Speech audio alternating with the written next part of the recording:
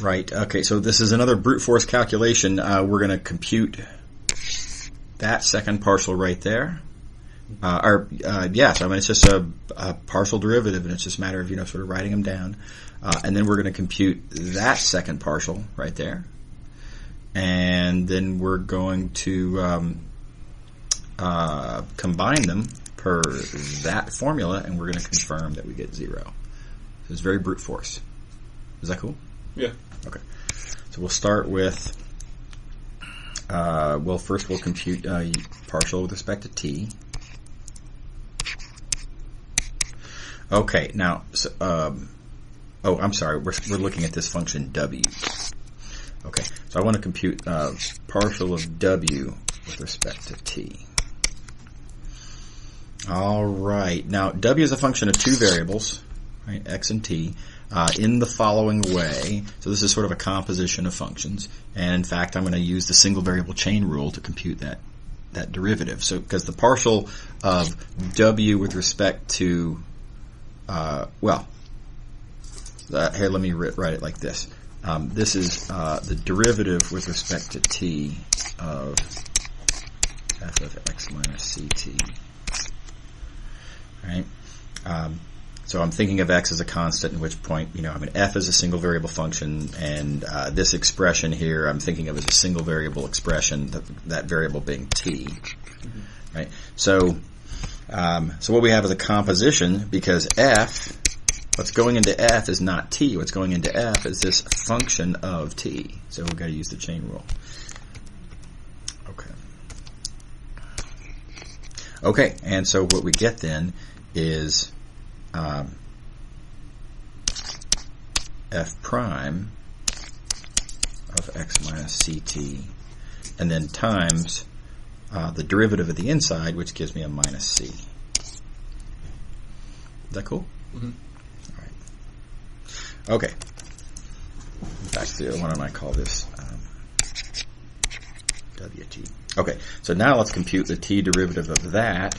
Well, that's going to be the t derivative of, this thing. Right, so f prime of x minus ct times minus c. Okay, well, I mean, a very similar argument here. And chain rule, right? And the minus c comes along for the ride. So what I have then is f double prime x minus ct. The chain rule gives me this minus c, and here's the minus c that I had previously. And so all together, I get. Oh, sorry, this is the. I forgot my second t there. I'm sorry. So all together, we get c squared f double prime of x minus ct. Okay, so all together then, keep in mind f. Anyway, I'll just leave it at that. Okay, cool so far? Yeah. Okay, now same argument, but now we're going to do it with respect to x. When we're doing it with respect to x, it's still kind of a chain rule problem. It's just that there's no factor of minus c. Mm-hmm. It's a factor of 1 that kicks out. And so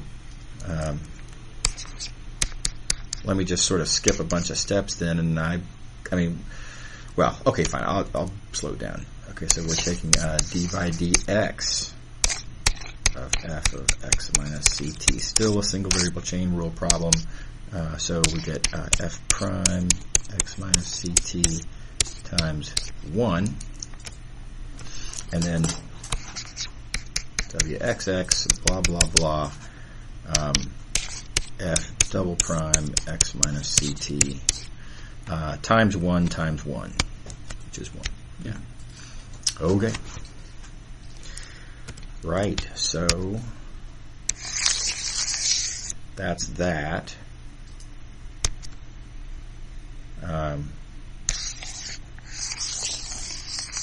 That's that. Right, what we're asked to show is that one of those things minus c squared times the other one is 0. And you can see that happens because one of them is c squared times the other. Yeah. Yeah. Everybody happy? Yeah. Okay.